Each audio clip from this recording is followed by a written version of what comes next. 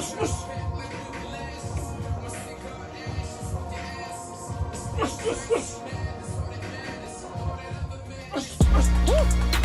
on my way to an island and I'm popping shit at the pilot. Niggas be broken, be solving, but still talking shit like they violent. They say that they honest, how money these niggas gon' say that they got it. Getting out with the kid is success and these niggas gon' blame it on talent. They don't wanna see you win, they don't wanna see the race. You don't wanna see a bitch caught up in the stars like she out of space. Mention that they kinda at the mention and I'm running out of space. Tell your homie, keep on coming out his mama, send his son run his way. Niggas barely getting lawyer money, better get some sick soy money. Running around like you Superman, don't be selfish, get your mom insurance money. Woo! Cause I'm the one to put it on your money. I'm the one to make it happen to you niggas. What you fucking ran the door for? I've been already, I'm on it, it's Liddy again. Fly out a bit from the tropic and Liddy again. All of my partners are poppin', you know that we Liddy again.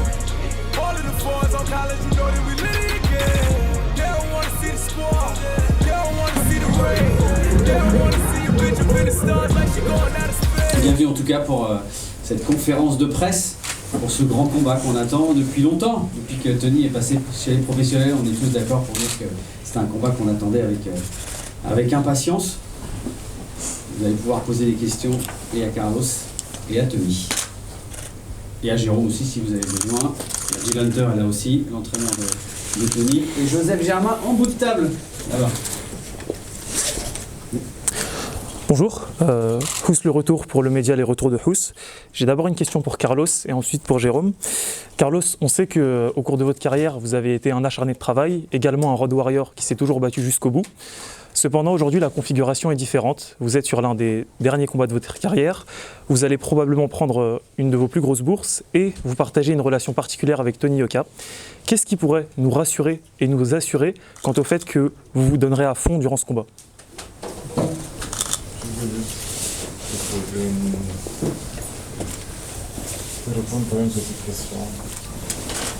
Qui te dit que c'est l'un des derniers combats de ma carrière? Qui te dit que c'est l'une de mes plus grosses bourses? On sait que généralement All Star Boxing paye gracieusement les boxeurs. Du coup, c'est pour ça que je l'ai déduit moi-même, mais ce n'est pas une vérité générale. Je l'ai supposé.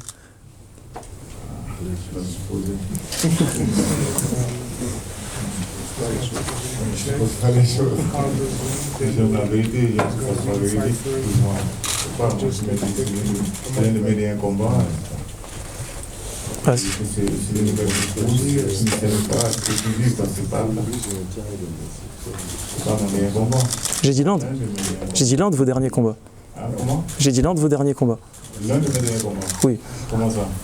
À 42 ans, on est plus proche de la fin que du début. Je suis que 42 ans pour mon âge. 43, 41 ah, c'est dans ces eaux-là, monsieur. De quel âge on parle? Comment? De quel âge tu me parles là? De quel âge on parle? Mon âge physique ou mon âge spirituel?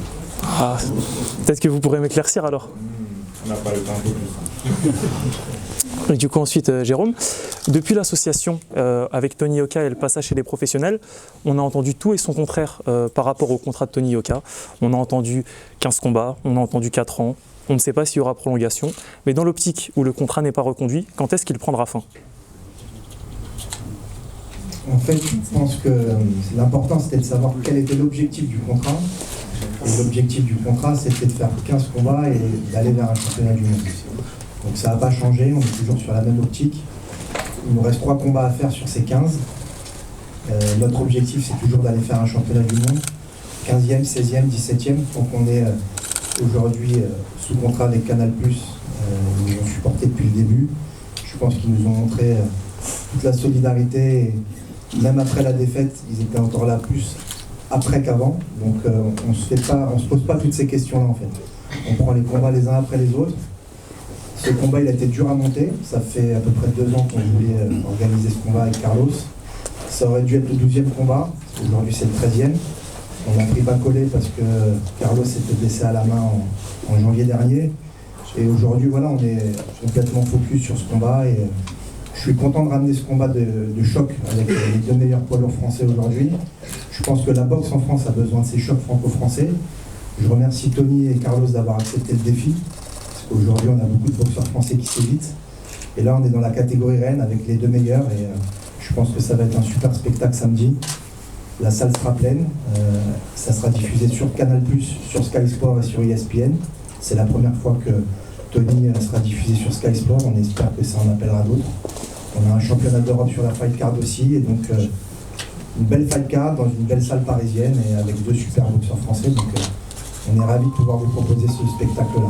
Du coup, pour répondre à ma question, c'est une fois que le championnat du monde aura été effectué, que le contrat sera terminé ou peut-être renouvelé. C'est plus complexe que ça, mais je pense pas que ce soit l'endroit et le sujet de cette conférence de presse. On est là pour parler du combat de Carlos et de Tony aujourd'hui. D'accord, merci à vous. Oui. Du coup, encore une fois, le retour pour le métier et le retour de Hous pour Jérôme.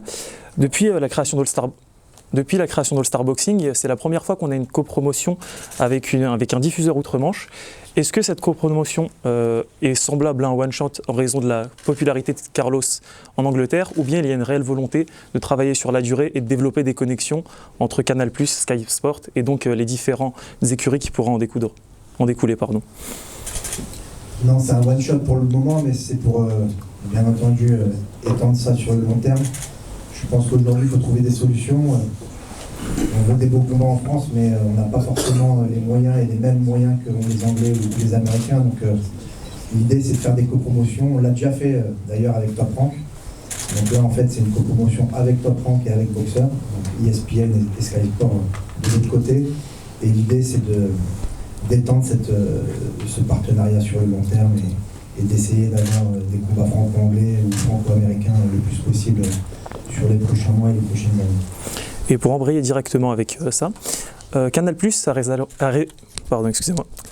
récemment signé un contrat long terme avec Ares Société de MMA. On sait également qu'il y a une augmentation de l'engouement autour du MMA en France, contrairement à celui de la boxe qui est en déclin. Et on sait que Canal+ a diffusé uniquement 2 galas de boxe en 2022. N'avez-vous pas peur que Canal+ se concentre davantage sur le MMA dont la popularité est grandissante et laisse un peu la boxe de côté, en particulier lorsqu'il y a une absence de combat ou une absence de possibilité de faire des gros combats? Sur